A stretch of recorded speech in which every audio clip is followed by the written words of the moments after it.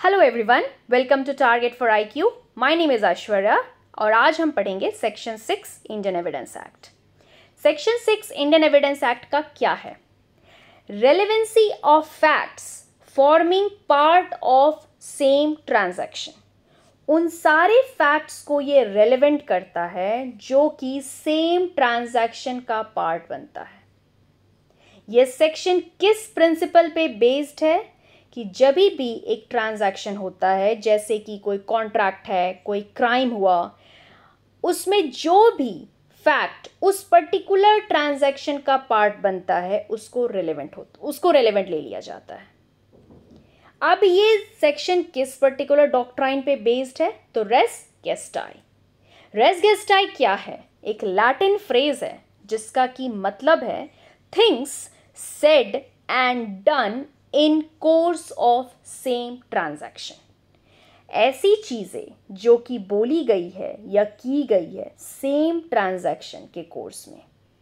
ये डॉक्ट्राइन जो race gestae का है, ये कोर्ट को इनेबल करता है कि वो सारे एसेंशियल डिटेल्स को अकाउंट में ले जो कि सेम ट्रांजैक्शन का पार्ट है, और वो सर्व क्या करेगा? मिसिंग लिंक को कंप्लीट करने में हेल्प करेगा। ये जो सेम ट्रांजैक्शन के पार्ट है ना, ये सेम टाइम पे भी हो सकते हैं, सेम प्लेस पे भी हो सकते हैं, डिफरेंट टाइम पे भी हो सकते हैं, डिफरेंट प्लेस पे भी हो सकते हैं। ज़रूरी नहीं है कि वो सेम जगह पे हो या सेम टाइम पे हो, डिफरेंट भी हो सकता है। बार बार हम बात कर रहे हैं सेम ट्रांजैक्शन का। ये जो टर्म है सेम ट्रांजैक्शन, इसके बारे में अब हम समझते हैं। सेम ट्रांजैक्शन एक्ट में कहीं पे भी डिफाइन नहीं है, ठीक है। ट्रांजैक्शन का मतलब क्या है? बेसिकली कुछ सेट ऑफ एक्ट्स हैं, इवेंट्स हैं जो कि एक के बाद एक हो रहे हैं, स्पॉन्टेनियस हैं, जल्दी जल्दी हो रहे हैं, ऑटोमेटिक हैं, अचानक से हो रहे हैं, नेचुरल हैं, कोई फैब्रिकेशन उसमें नहीं हुआ है, ठीक है। अगर कंडक्ट या स्टेटमेंट जो कि सेकेंड थॉट के बाद दिया गया है या फिर किसी थर्ड फैक्टर के इन्फ्लुएंस के अंडर दिया गया है, तो वो सेम ट्रांजैक्शन का पार्ट कभी भी नहीं होगा। जो भी आप स्टेटमेंट देते हैं, जो भी आपका कंडक्ट होता है, वो बिना किसी इंटरफेरेंस, बिना किसी फैब्रिकेशन के होना चाहिए, तो ही वो सेम ट्रांजैक्शन का पार्ट माना जाएगा। एग्जाम्पल है कि डिसीज्ड एक इंसान जो है मर जाता है स्पीडिंग ट्रक के आने से। उस इंसिडेंट को होते हुए विटनेस ने नहीं देखा, डिसीज ने विटनेस को बताया कि ऐसा ऐसा ऐसा ऐसा हुआ है। अब अगर विटनेस ये स्टेटमेंट्स जाकर के कोर्ट में देता है तो ये पर्टिकुलर चीज एडमिसिबल होगी। कोर्ट ने इन स्टेटमेंट्स को एडमिसिबल माना एज रेस गेस्टाई। ये हेल्ड किस केस में हुआ था? आर वर्सेस फोस्टर के केस में 1834। आगे बढ़ते हैं। अब जो भी वर्ड्स बोला गया है, जो पर्सन वो एक्ट कर रहा है या जिस पर्सन पे एक्ट हुआ है या कोई भी आसपास खड़े लोग, ठीक है, वो रेलेवेंट हो जाएगा। इन तीनों के द्वारा जो भी चीजें बोली गई है वो पर्टिकुलर चीज रेलेवेंट हो जाएगा और सेम ट्रांजैक्शन का पार्ट फॉर्म कर जाएगा। अगर वो पर्टिकुलर बात या वो पर्टिकुलर एक्ट बिना किसी टाइम इंटरवल के बोला गया है, बिना किसी फैब्रिकेशन के दिया गया है, तो वो सेम ट्रांजैक्शन का पार्ट हो जाएगा। जैसे कि हम एग्जाम्पल लेते हैं, एक और केस है आर वर्सेस बेडिंगफील्ड, 1879 का केस है, जिसमें कि एक विमेन रूम से निकली है और अपने गले पे उसके कट है, और जो भी उसने अपने आंट को बताया कि बेडिंगफील्ड ने उसे मारा है, ये पर्टिकुलर चीज एडमिसिबल हो जाएगा रेस गेस्टाई के प्रिंसिपल के अंदर, ठीक है। स्टेटमेंट आपका नैरेटिव नहीं होना चाहिए पास्ट अकरेंस का। स्टेटमेंट ऐसा होना चाहिए कि सेम ट्रांजैक्शन का पार्ट फॉर्म करे, ना कि पास्ट इवेंट का सिर्फ एक नैरेटिव हो। आप जाकर के बता रहे हो कि ऐसा ऐसा ऐसा ऐसा हुआ था, ठीक है। आप जाकर के ये बताओ कि क्यों ये सेम ट्रांजैक्शन का पार्ट होना चाहिए जो आप बोल रहे हो या जो आप कर रहे हो या आप जो कि आप किए हो। ऐसा हेल्ड हुआ था सनवल दास वर्सेस स्टेट ऑफ बिहार 1974 में, जिसमें कि बोला गया था कि स्टेटमेंट पास्ट अक्रेंस का नैरेटिव नहीं होना चाहिए। ठीक है, अब हम बात करेंगे बहुत ही इंपॉर्टेंट दो चीज़ों का, time and space. Time and space जो बार बार बात हो रही है कि सेम टाइम पे भी हो सकता है, सेम जगह पे भी हो सकता है, डिफरेंट टाइम पे भी हो सकता है, डिफरेंट स्पेस पे भी हो, डिफरेंट प्लेस पे भी हो सकता है, प्लस टाइम इंटरवल नहीं होना चाहिए ज़्यादा, आपका स्पॉन्टेनियस होना चाहिए, ऑटोमेटिक होना चाहिए। आखिर क्यों? ठीक है, तो टाइम एंड स्पेस का बात जब हम करते हैं तो बेसिकली ये कनेक्टेड होने चाहिए, प्रॉक्सिमिटी ऑफ टाइम होनी चाहिए, प्रॉक्सिमिटी और यूनिटी ऑफ प्लेस होना चाहिए, एक्शंस की कंटिन्यूटी होनी चाहिए। ठीक है, जो टाइम है ना वो पीरियड ऑफ डेज तक भी हो सकता है, कुछ हफ्तों तक भी हो सकता है, कुछ महीनों तक भी हो सकता है। टाइम का कोई लिमिट नहीं है। सेक्शन 6 रेस गेस्टाई के प्रिंसिपल को वैलिड करने में या सेम ट्रांजैक्शन में उस पर्टिकुलर फैक्ट को लाने में टाइम इंटरवल की कोई लिमिट नहीं है। तो ओनली थिंग इसकी फैब्रिकेशन नहीं होना चाहिए। ठीक है, टाइम एंड स्पेस का एग्जाम्पल है इलस्ट्रेशन बी, जिसमें कि वेजिंग वॉर के लिए गवर्नमेंट आप पे आरोप लगाई है और आप बहुत सारी चीज़ें टाइम एक के बाद अकर होता है। तो बेसिकली वहाँ पे आप हो या नहीं हो डजेंट मैटर, एक के बाद एक अकर हो रहा है, वो सेम पर्टिकुलर ट्रांजैक्शन का हिस्सा माना जाएगा। ठीक है, आगे बढ़ते हैं। Hearsay and res gestae. Hearsay and res gestae का हम क्यों एक रिलेशन बताते हैं? क्योंकि जब हम एविडेंस पे आते हैं तो हमेशा डायरेक्ट एविडेंस ही एडमिसिबल होता है। ठीक है, जनरल रूल यही कहता है, hearsay evidence not admissible, is not admissible. But अगर वो एविडेंस सेम ट्रांजैक्शन के पार्ट में है तो, और अगर वो रेस गेस्टाई के सारे क्राइटेरिया को फुलफिल करता है तो वो एविडेंस को हम हियरसे एविडेंस की तरह कोर्ट में एडमिसिबल होगा। ठीक है, तो रेस गेस्टाई क्या हुआ? एक्सेप्शन हो गया हियरसे रूल का, क्योंकि हियरसे एविडेंस हम ऐसे नहीं लेते हैं, बट अगर वो रेस गेस्टाई के सारे क्राइटेरिया को फुलफिल करता है तो वो एडमिसिबल हो जाता है।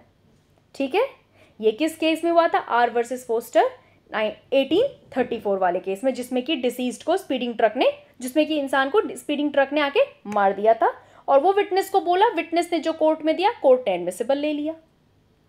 अगला केस है, सुप्रीम कोर्ट ने बताया, जजमेंट दिया है, जयंतला Vijayvardhan Roy versus state of Andhra Pradesh, जिसमें कि उसने हेल्ड किया है कि अगर स्टेटमेंट आपका एक्ट के होने के बाद दिया गया है, ठीक है, और मेकर के पास टाइम है फैब्रिकेशन का, रिफ्लेक्शन का, और वो पास्ट इवेंट का सिर्फ आके नरेशन दे रहा है, तो वो रेलेवेंट नहीं होगा। मेकर के पास टाइम अगर हो गया है आपके पास फैब्रिकेशन का, तो कभी भी वो पर्टिकुलर चीज सेम ट्रांजैक्शन का पार्ट नहीं होगा। ठीक है, अगला केस है सुखार वर्सेस स्टेट ऑफ यूपी 1999। इसमें क्या बोला गया था कि हियरसे एविडेंस को सेक्शन 6 के प्रोविजन में लाने के लिए क्या चीज रिक्वायर्ड है कि वो हमेशा ही कॉन्टेम्पोरेनियस होना चाहिए एक्ट के साथ। ठीक है, कोई टाइम इंटरवल ही ना हो जिससे कि आप फैब्रिकेशन अलाउ करो, ये बिल्कुल भी ना हो। ठीक है, सेक्शन 6 को, हियरसे एविडेंस को सेक्शन 6 के प्रोविजन में लाने का सिर्फ एक ही तरीका है कि कोई भी टाइम इंटरवल ना होना चाहिए फैब्रिकेशन को अलाउ करने के लिए, और एक्ट के साथ वो कॉन्टेम्पोरेनियस हो। ठीक है,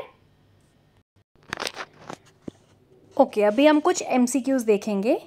ये लास्ट वाला देखते हैं। Under which one of the following sections of the Indian Evidence Act the doctrine of res gestae has been dealt with? तो ऑब्वियस सा बात है सेक्शन 6। ठीक है, ऊपर चलते हैं। Question number 9, the principle of dash is embodied in section 6 of the Indian Evidence Act, it's res gestae. ठीक है, section 6 of the Indian Evidence Act deals with relevancy of fact forming part of same transaction. ठीक है, res gestae literally means things done, things spoken, same transaction, things then. तो obviously same transaction का बात करता है ये। अभी मैंने बताया था लैटिन फ्रेज मीनिंग क्या था इसका। ठीक है, facts forming part of the same transaction are known as plea of alibi, dying declaration, admission, res gestae. तो obviously res gestae. The criteria for res gestae, proximity of time and place, community of purpose, continuity of action. तो ये तीनों चीज़ें हैं, मैंने अभी अभी बताया है, ठीक है।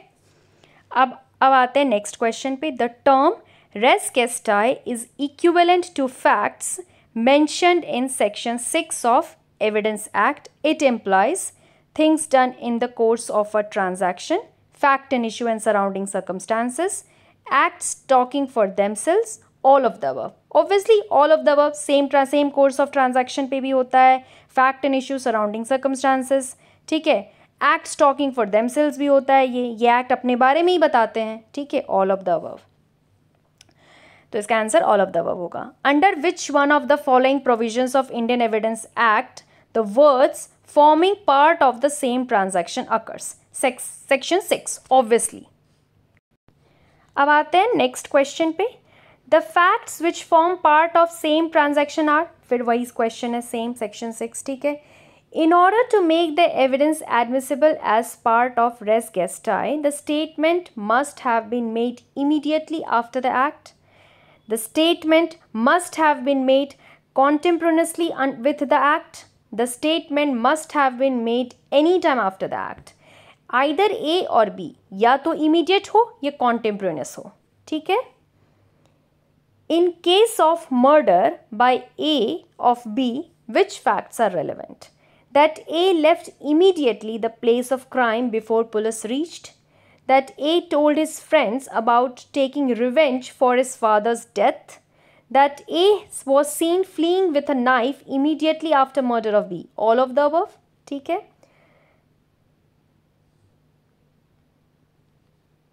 Okay, some questions are from other part also, but anyways. Facts which, though not an issue, are so connected with a fact in issue as to form part of the same transaction, whether they occurred at the same time and place or at different times and places, are irrelevant, are relevant, are partly relevant, none of these are relevant, ठीक है। अब ये जो 20th question है, ये हमारा illustration है। A is accused of waging war against the government of India by taking part in an armed insurrection in which property is destroyed, troops are attacked and goals are broken open. A is not present at all of them, yet the occurrence of these facts is relevant because they constitute a motive for relevant, they show preparation for relevant facts, they are effect of relevant facts, they form part of the single transaction. Illustration B है ये bare act का, ठीक है। Same part of transaction को ये करता है, इसीलिए ये relevant है। Which one of the following statements is correct? A struck B on the neck with a knife and this was seen by C, who exclaimed, A is killing B. C's exclamation is relevant because it was spontaneous, relevant because it forms part of the transaction, relevant because it is relatable to the transaction, relevant because it is a fact and issue. ये relevant इसलिए है क्योंकि same part of transaction को ये form करता है। A fact is relevant if it is mentioned in the pleadings, if it is mentioned in the document relied by any of the parties, if it is connected with a fact and issue, so as to form part of the same transaction. D, all of the above. Obviously C होगा, ठीक है। Under Indian Evidence Act 1872, the rule of res gestae is applicable in civil cases only, criminal cases only, civil as well as criminal cases, not applicable in any case. ये दोनों में होता है। मैंने अभी बताया था कि ट्रांजैक्शन कॉन्ट्रैक्ट हो या किसी प्रकार का क्राइम हो तो ये दोनों में एप्लीकेबल होता है। The English doctrine of res gestae has no place in India, has place in India, has place in India and has been incorporated under section 6 of the Indian Evidence Act 1872. Obviously answer यही है, ठीक है।